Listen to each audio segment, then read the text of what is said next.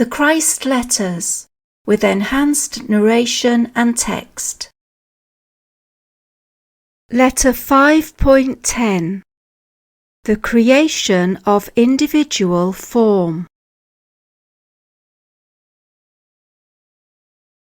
You now know that the father-mother creative process and the tools of physical creation are all in a state of equilibrium within the universal dimension. But now that equilibrium is to be exploded to bring about individual form. You know too that since the infinite eternal impulses are contained in a state of mutual restraint, these impulses are of an unimaginable intensity of energy, against which your atomic energy contained within the splitting of an atom is a mere puff, an infinitesimal twitch of no importance. I want you to fully realize all the foregoing, since your realization of what happened at the time of the Big Bang will give you a glimpse of what happened at the time of the sundering of universal consciousness to permit the creation of individual form to take place. Universal consciousness was riven. Will and purpose, father intelligence and mother nurturing love were exploded to work independently and also jointly. Their respective tools were electricity and magnetism. Out of the explosion of equilibrium came the great intent of self-expression. The universal awareness of being became the impulse of individualized I-awareness, demanding self-expression. Life and I-ness are synonymous in the dimension of matter. They became the consciousness of matter. What is the consciousness of life? It is father intelligence, impulse of movement, seen as electricity, and mother love, impulse of purpose, nurturing, survival, seen as magnetism, in matter. Can you begin to imagine the explosion of consciousness of awareness?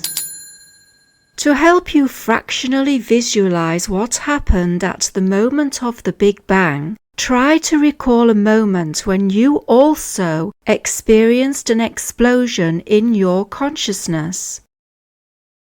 This takes place when you have set your entire being on achieving some very important goal. About to embark on your plans in a state of excited anticipation, some trivial circumstance or insensitive person prevents you from achieving your heartfelt purposes. How would you feel?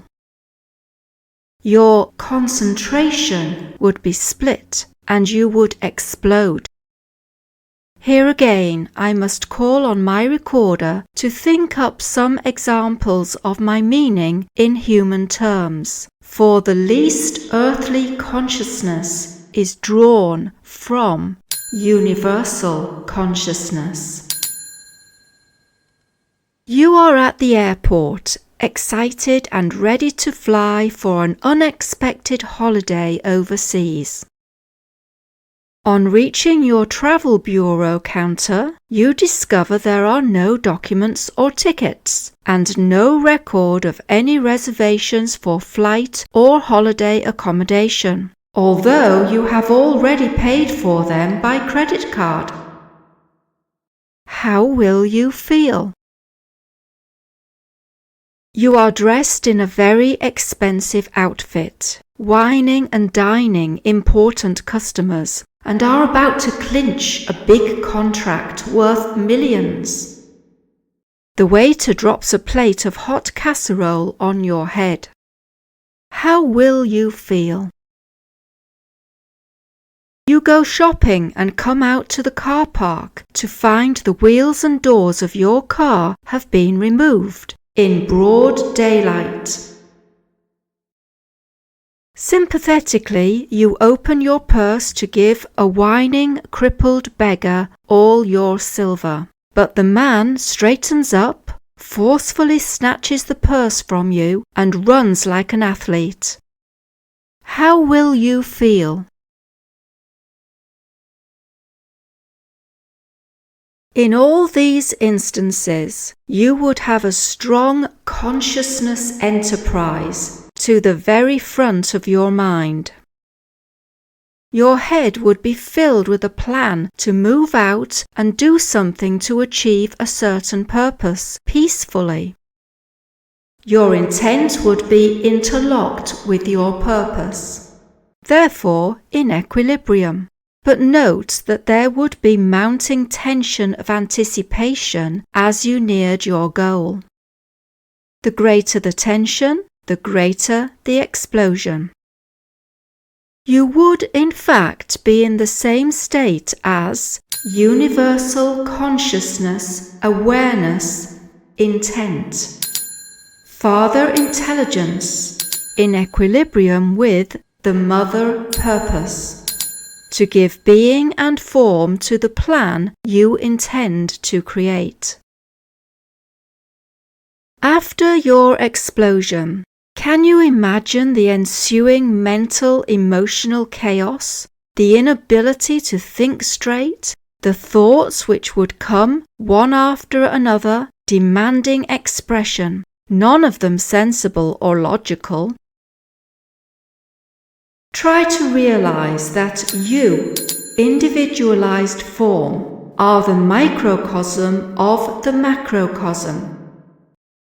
You are a pinhead expressing universal consciousness awareness, either in equilibrium when you meditate in stillness of thought, or as active consciousness when you think and feel, plan and create. Therefore, if you can relate your tiny consciousness explosion to the explosion of the heavens, you will gain some small idea of the ensuing chaos, both momentarily, within the universal dimension, and in eons of time, within the newly created expanse of the dimension of matter, still in its formless state. Therefore, many of you will have to wholly rearrange your thinking in regard to creation. It started out as a condition of utter chaos. The universal impulses were divided. There were no blueprints to direct or control the beginning of individuality. The impulses were still without any conscious form or direction. They were natural impulses to perform certain distinct impulsive functions in consciousness, but they were not intelligently directed into specific movement or bonding by any higher directing force. They were on their own, separated and lost impulses of consciousness awareness, able to receive impressions, but there were no impressions to receive, other than those of interior chaos of movement activity of electricity and bonding repulsion of magnetism. And this consciousness chaos was manifested within creation as chaos of particles. Within this expanse of chaos of electrical particles, however, there was the overriding awareness of I-ness. No matter what the chaos, the I-ness came through in the farther intent to move about, to take control, to create. The I-ness took initial form in a positive charge of electrical energy. It became the dominant I force as a proton with its satellite of negative electric charge, whereupon mother purpose of bonding was activated in those conditions of a positive electrical charge meeting a negative electrical charge. They took to each other, as one might say, of the evolved male and female in living species, and bonded. Mother purpose of repulsion was also activated when two positive or two negative electrical charges looked likely to meet and react negatively. She stepped in and pushed them apart, just like her evolved female mother counterpart would separate two unruly, highly charged ruffians about to engage in a fight. This was the only form of consciousness awareness within the chaos for a very long time, since time is of no consequence within the realm of matter itself. Time only becomes of importance when there occurs an impinging of conscious awareness between electrical charges, resulting in bonding or repulsion, a progression of adjacencies and events taking place and purposes to be fulfilled. Otherwise, time is meaningless.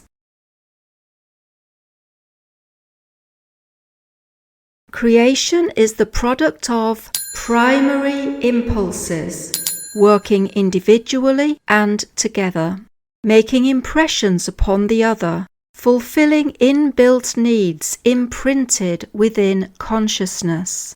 These needs being, at the outset, to increase and experience self-expression, leading to further separation, then to restore a sense of inner security and comfort, to be reunited within the harmony of universal consciousness.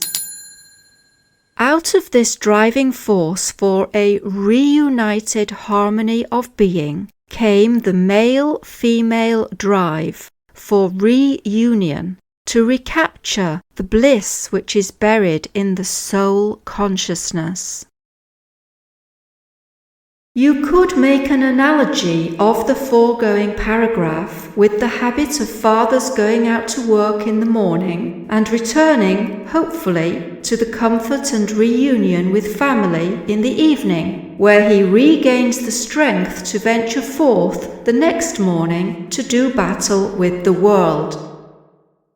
Therefore, the process of creation of universal self-expression took billions of years within time to accomplish. After the Big Bang, the father-mother creative process was divided into two different energies, continually working apart and together, independent yet mutually constrained to work together, having individual characteristics or natures and different functions. Therefore, their workload is different, yet indivisible. You already know, and by a process of meditation, should have fully understood the nature of the Father and the nature of the mother within the equilibrium of the universal dimension. Briefly, the nature of the father is to be active, creative, and perform the work of creativity. It is also the I-ness of individualized existence. Everything living, from a hornet to a hippopotamus, has a strong sense of I-ness and the need to protect that I-ness. The nature of the mother is to give form to the electrical consciousness plan initiated by Father Intelligence by bonding the electrical particles together. Father and Mother consciousness, primary impulses, are both within the equilibrium and of the nature of the universal dimension, and consequently, as they create individual form, they carry out the work of the nature of the universal dimension, which is growth, providing nutrition, nourishment, healing, protection, fulfillment of need within a consistent system of law and order, survival. Father and Mother consciousness energies are impulses, both restrained within the universal dimension, and when they have been released from equilibrium, they powerfully perform the work of creation. Furthermore, consider the magnitude of their work within creation throughout the world. The father-mother impulses prompt every level of creation, from the formation of elements, the living molecule and cell, to the magnificent mammoth. They also work instinctually within parents to prompt them to unify, to conceive, bear and rear their young. Some fathers absent themselves after the birth of their progeny, be they eggs, puppies, or humans. These are the fathers whose sense of I-ness is greater than their inborn fathering instincts.